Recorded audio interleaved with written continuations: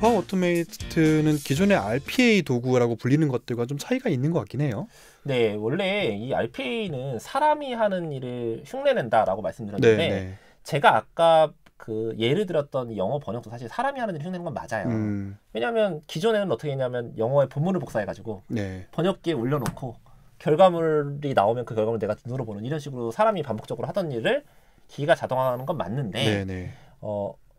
기존의 이 파워 오토메이트가 그 전신인 네. 뭐 쉐어포인트 워크플로우나 마이크로소프트 플로우 같은 거는요 RPA 도구라고 얘기하진 않았어요. 자동화나 입장에서 맞는데 네. 그 이유는 뭐냐면 이 도구는 워크플로우를 만드는 도구다라고 얘기를 자꾸 말씀드리잖아요. 네. 그 얘기는 워크플로우와 RPA는 큰 차이가 있기 때문에 이렇게 말씀드리는 건데 아, 네. RPA 도구는요 목적은 똑같아요. 네. 그렇게 사람이 하는 일을 흉내내서 반복적인 일을 기계가 대신해준다. 네, 네, 네. 똑같은데 접근하는 방식이 다른 게 파워 오토메이트는 데이터를 가져와서 네. 백그라운드 내부에서 처리해가지고 데이터를 다시 보여주는 결과물을 보여주는 역할만 하잖아요. 네, 네. 근데 RPA 도구라고 하면 어떤 게 지원이 되야 되냐면 그게 아니고 정말로 사람이 하는 것처럼 이렇게 되는 거죠. 아까 제가 말씀드린 예를 들면 기계가 메일 프로그램을 열어요. 네. 그리고 새로운 메일이 온 거 확인하고 거기를 마우스로 움직여가지고 본문을 복사한 다음에 구글 번역기 쓴다고 하면 구글 번역기를 열어가지고 거기에 붙여놓고 번역 버튼 눌러주고 한글로 딱 결과물이 딱 나와요. 정말 사람 같네요. 네, 이렇게 동작해야 하는 것을 RPA 도구라고 얘기해요. 아, 근데 파워 오토메이트는 그것과 좀 다르게 인풋 데이터가 있고 네. 그것으로 뭔가 동작을 하고 다시 아웃풋을 내주는. 네, 그렇기 때문에 이걸 RPA 도구라고 얘기를 못했던 거죠. 목적은 비슷하지만 네네. 접근하는 방식이 다르잖아요. RPA 도구는 기본적으로 그렇게 화면이 컴퓨터가 켜져 있는 상태에서 사람이 하는 거를 정말로 사람처럼 흉내내야 되거든요.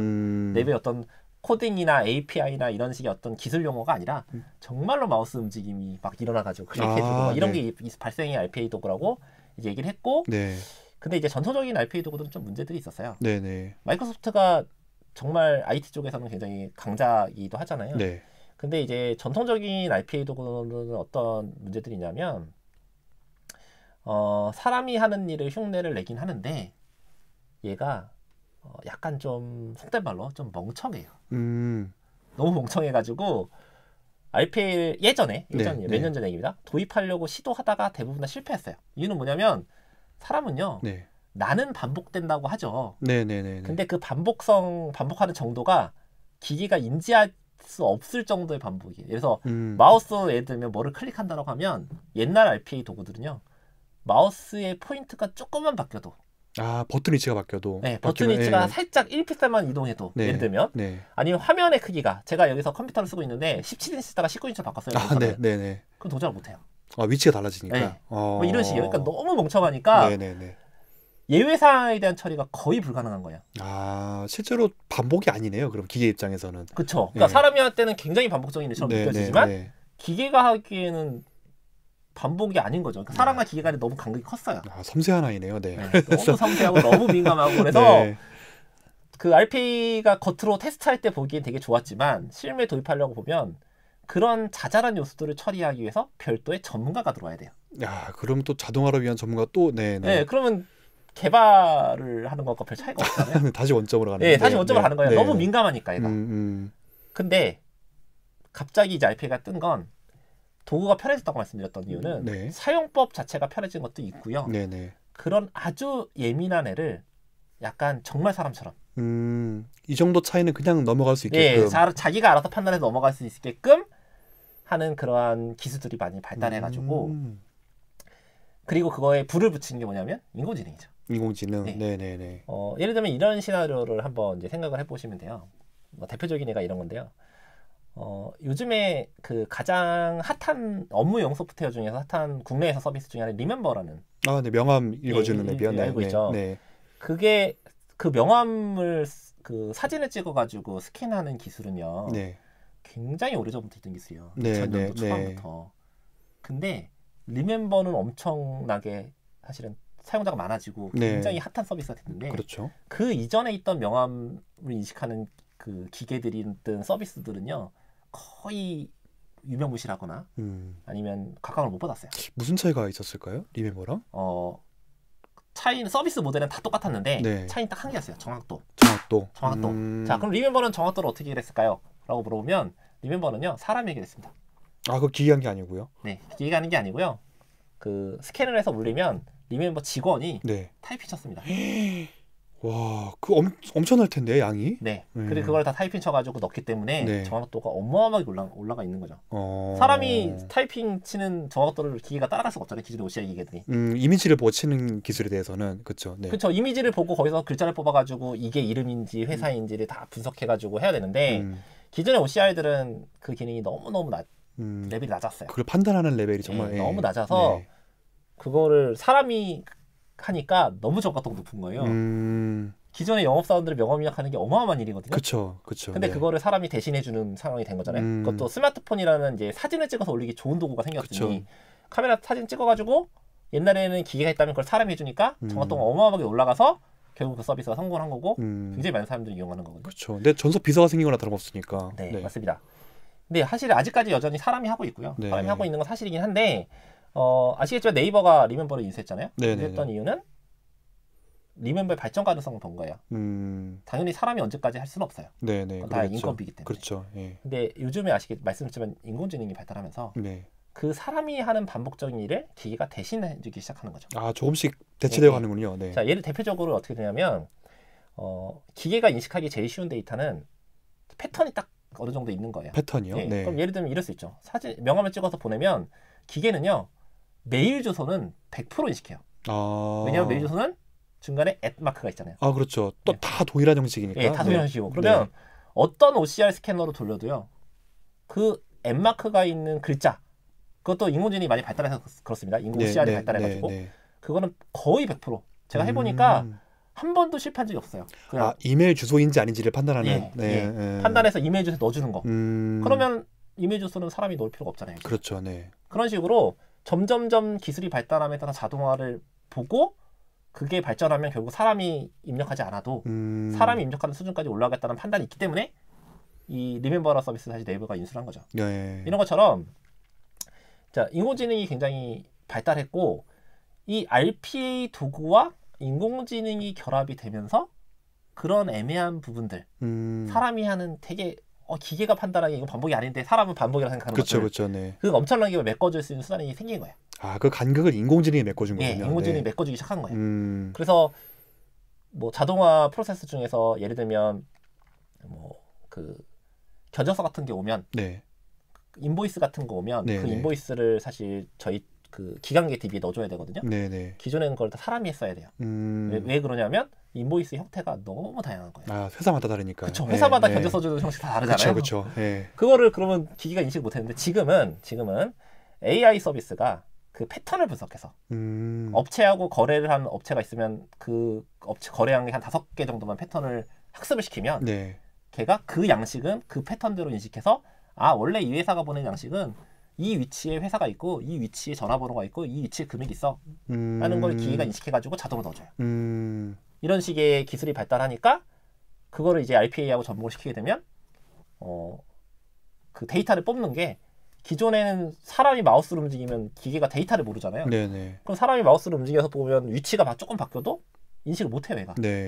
근데 지금은 그렇지 않다는 거죠. 그래서 RPA가 굉장히 그 화두가 됐고 그러면 더 적은 비용으로 뭐 엄청난 전문가의 도움 없이 개발자의 도움 없이 현업에 대한 이해와 RPA 도구를 잘 다루는 사람 정도면 충분히 이거를 자동화를 할 수 있는 그런 수준까지 올라오면서 RPA가 굉장히 이제 각광을 받게 됐고 마이크로소프트가 그 RPA 도구를 이제 당연히 그런 시장이 있으니까 만들어야 된다고 생각을 했나 봐요.